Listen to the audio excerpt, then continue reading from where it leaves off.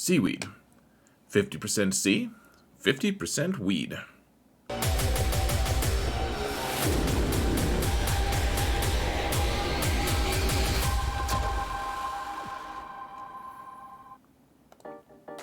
Hello everyone, and welcome to another episode of Xerath Prevails. We're in the Plan, which is my weekly show that I talk about all the different things that are going on the holotables, and starting to talk about some things that are a little bit off of the holotables, but are still happening in Star Wars in general. More on that in a moment before we dive into all the various random stuff that's happening. I'd like to afford you the opportunity to mount the algorithm, folks. Please like, subscribe, and or comment on this video if you want to support the channel for free. If you like that daily content, fresh or otherwise, should be a good time for everyone, including the algorithm. The algorithm likes it, guys. It gets mounted a lot. You guys do a great job of that, and we want to maintain said mounting.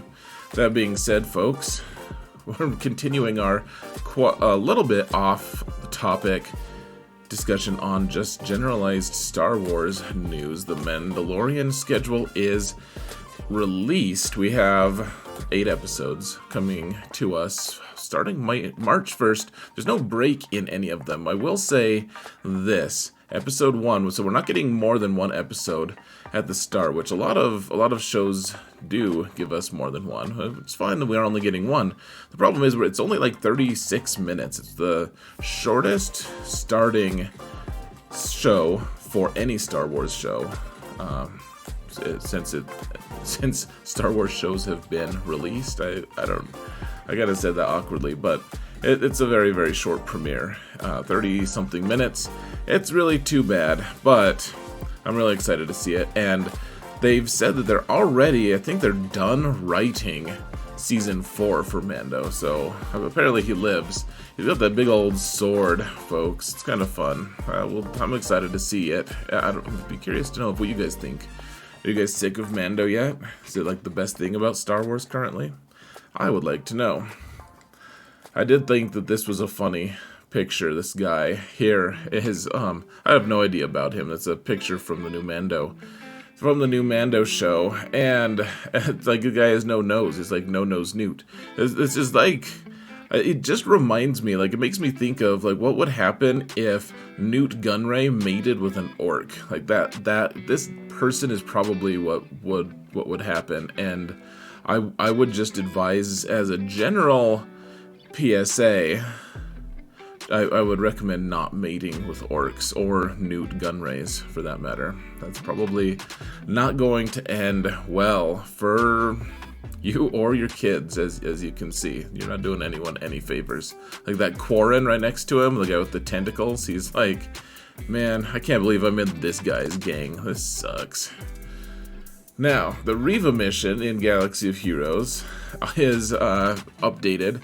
And of course, so CG, we can't tell yet if CG has quite updated it the full way they want to. It looks like maybe they wanted to, because they changed Jawa Scavenger, so that he actually applied thermals when we hit his team for the Reva Unlock mission, and but then they last minute like kind of changed something weird, and now he's only level 1. He was like max level at first, I think, and then they changed it again, and I think they specifically wanted to reduce his level so that he would not apply as many thermal detonators.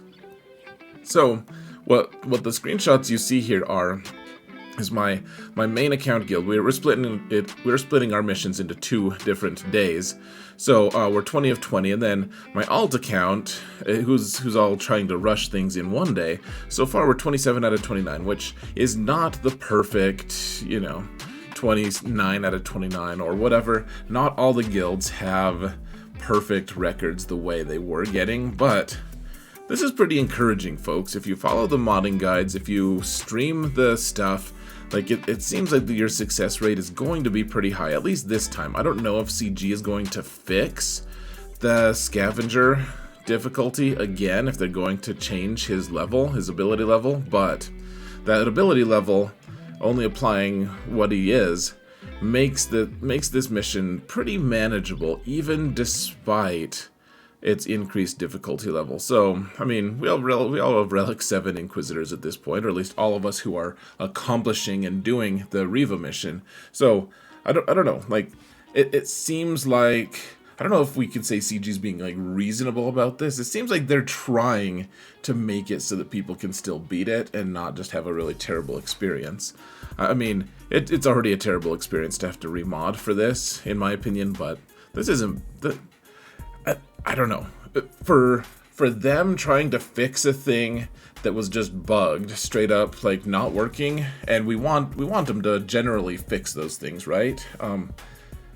Like, this is kind of an untenable situation, and yes, there's so many awful things about it in some ways. I will say, I think that this is probably, like, the best case scenario, given that they're going to be fixing this bug, and I don't know, I think we should just try to look on the bright side this time. But don't forget about it either. You know, like the forgive and forget thing that no one should ever follow.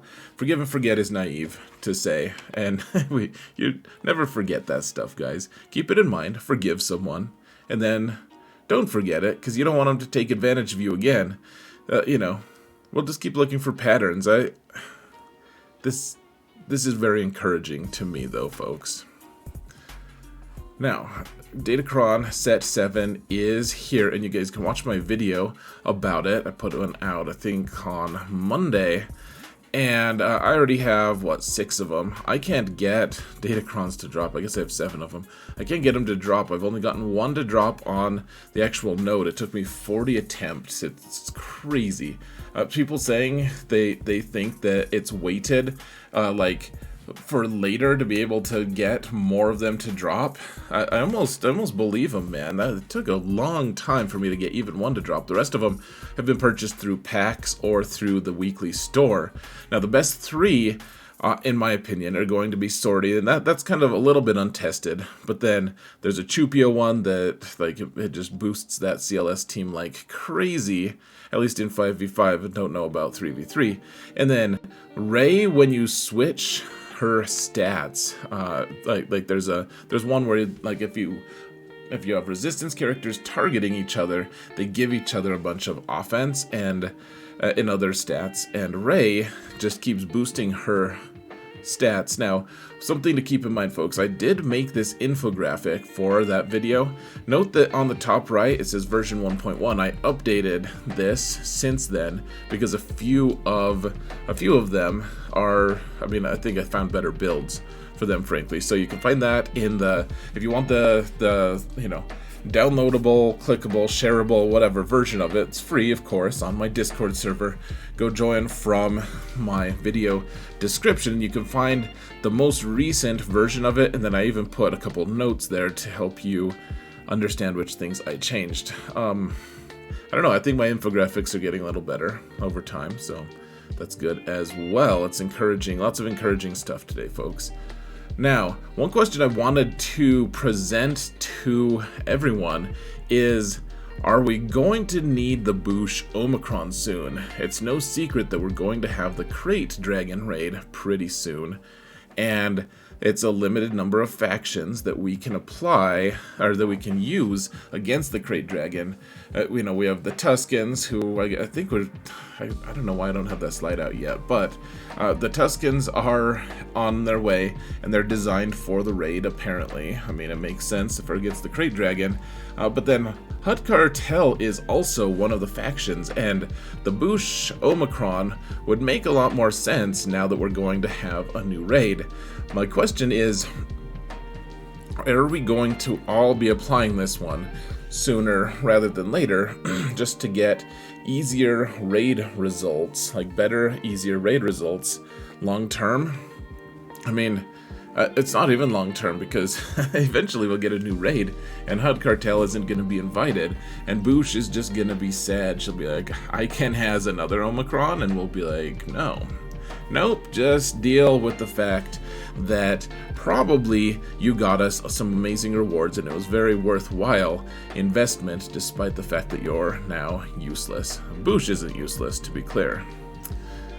Here we are. Tusken Warrior is here. That's probably should have been a little bit earlier, but Tusken Warrior looks pretty interesting, folks, and not just aesthetically interesting.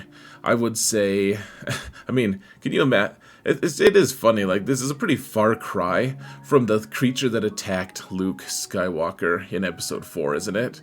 Like this outfit.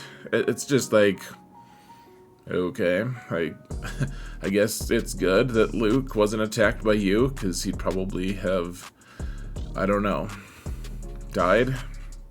I don't. It was just an interesting. Who cares? I'm not really even criticizing it. It is kind of a funny shift if you really look at like what the original Tuskens look like, and then this is pretty different. But otherwise, like, who cares about the aesthetics really? This is looking really interesting. Now, there's been a group of people lately who have been yelling at the top of their lungs that Droideka is the new territory war Omicron. Amazing stuff from Droideka. Apparently, it's just that Grievous squad with B1, B2. Magna Guard, and then Droideka. So no Nute. Nute is off fornicating with orcs, apparently. And this Tusken Warrior, however, has a new good Omicron as well, that apparently, in theory at least, would counter the Droideka one. I don't really know as much about territory wars as I don't know. Could, I guess. Territory wars are not as interesting to me as GAC, and a lot of you have already picked up on that, I'm sure, but I will say it's been very interesting lately. I've been helping my guild more and more with territory war stuff, and the theory on this with Droideka and everything was really interesting to me. You know, like a lot of big guilds have made the Droideka Omicron mandatory. And you know, like, that's fine if your guild wants to do that, and if people don't want to play along, they can just leave. But they made this, they made it mandatory, and then Tusken Warrior came along, and it's like, well, this seems like a pretty good counter to Droideka after you look at all the different kits combined. But anyways, just wanted to shout that out. I'm pretty intrigued on how that play is going to happen. And if Tuskens are going to, in fact, be a counter to the newly feared Droideka Omicron. Now, there was a FAQ that was released with, like, they've been doing the FAQ, like a mini FAQ with all the different character releases, and I thought some of the responses were really interesting, in fact, folks. So one of them is, did you test her versus the meta? I think this is referring to the warrior, but the answer is short. Well, the short answer is yes. Long answer, we could probably be more transparent with our meta testing practices, but, I love the but, they're like, we could be more transparent. We're not going to. We could be. But here, let's just suffice it to say, like, just take this and just don't ask me any more questions. Take this and shut the F up, or hell up. Whatever, whichever swear word you prefer. F is for fornicate. Suffice it to say that not all accounts are equal in terms of what a squad is capable of, so your mileage may vary.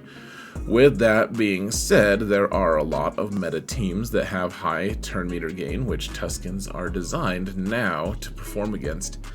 It's just an interesting thing. Like, they're like, yeah, we tested it against the meta, but you can't really test everything, so maybe we didn't test it. We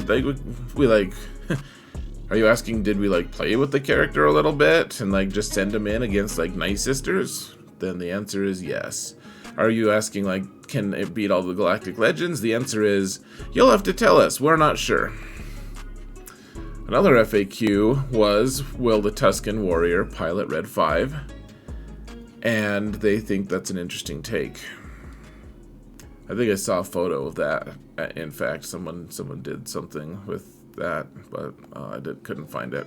Now, for the news on my initial thing, on my initial thumbnail, guys, that I was referring to, news kind of. So I put out a video the other day. I think it was on Wednesday. We had to shuffle the days. We did Crate Expectations. Wednesday's normally our Crate day, but I put out a video, and it was just like a character study Greedo, something like that. It was fairly boringly written in terms of the title and everything, uninspired. But here's the thing, folks. No, I didn't get a ton of clicks on it, and I'm not whining about that.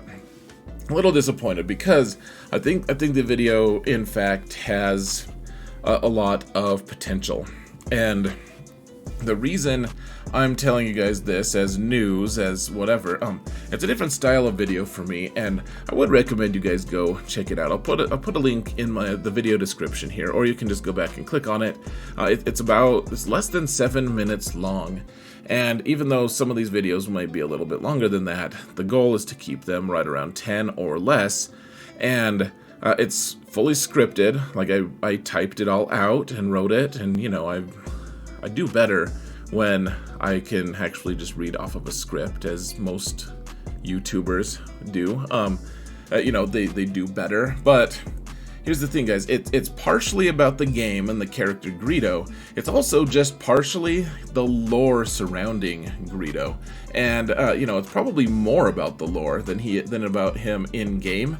And the idea is to try to, I don't know, just practice blending the two, like, because I want to talk more about Star Wars lore, and eventually maybe this channel will transition into that. I mean, I certainly need to be giving thought to the idea that if the game ever does end, which it doesn't look like it's in an unhealthy spot, so this isn't me being an alarmist, but if the game were to end, or if I just get tired of the game and I want to quit, which I'm also not saying I love the game currently. I think it's in a great place. I'm really enjoying it. But in order for my channel to grow, I need to be trying to embrace other things, and so that's why I'm introducing more Star Wars news in this broadcast, in this plan video weekly that I'm doing. And now I want to start talking about the lore a little bit, and so I'm going to start tying it to different Galaxy of Heroes characters and just discuss, you know, like what their place is in all of this. Just like Rey, she's like, I need someone to tell me where I go. Like, I'll be that guy. I'll tell Greedo he can go to, you know, the Mos Eisley Cantina, for instance. But you guys should check it out and give me more feedback if you can. I will say this, the initial stuff is very encouraging. So I just took random 5 comments from my view of the comments, and like all of them, I don't know if this is big enough for you guys to read. Some of them certainly not, but they're very, all the comments for the most part of it were very positive, and I really appreciate that. And this is the first video for a couple weeks that got, on the first day, and actually even on the second day, had 0 downvotes. I mean, every once in a while I get it, like, I don't get high downvote rates, but I like having 100% upvote rates, and having that ratio of over 10% likes versus views is pretty telling, guys. I think this is something I want to pursue a little bit more, and I guess I just want you guys to prepare for it. I'm not going away from Galaxy of Heroes content. I doubt that I ever will, as long as this game is going and it's still good. However, I do want to be branching out a little bit, so I'm going to try to make one of these every week. We'll see if I can keep that cadence up or not, but we'll see how it goes. We talked about Greedo last time. I don't even know what character I want to talk about next time, but we'll figure it out. So, anyways, folks, I think that's it. You know, so that's the kind of news. It's not like brand new, like, oh my gosh, this is crazy. But you know, I want to start getting an upgrade to some of the overlay stuff that I have on this channel and stuff as soon as I get some money, which is, you know, I have to pay Jabba the Hutt off first, of course. So, anyways, folks, I'm gonna let you go. Let me know what you think of all of this stuff. Hope you have a great week. Thank you all so much for watching, and remember that in all things, Zareth prevails.